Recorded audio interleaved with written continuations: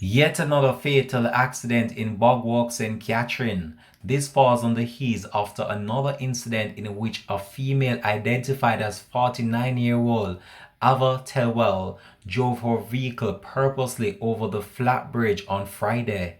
Hi again and welcome. This is Links 7 TV News Report, and we'll be right back with the details to come. Welcome to Links 7 TV News Report, providing you with the best in local and international news updates. This is a place where you can get the most reliable and informative news information. Links 7 TV News Report.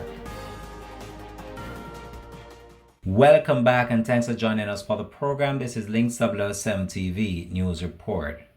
A woman is suspected to have died after the minibus in which she was traveling plunged in the Rio Cobre River in Bog Walk, St. Catherine this morning. The bus reportedly collided with a Toyota Fielder motor car, which caused it to spin out of control and then went into the river. It is reported that during the impact of the crash, a female was flung from the motor vehicle before it ended up in the river. It is further reported that the accident occurred around 9:45 a.m., in which a minibus was traveling to Lindsay from Spanish Town, while the motor car was traveling towards Spanish Town. 6 persons, including the driver of the minibus as well as the driver and passenger in the station wagon, have been taken to hospital.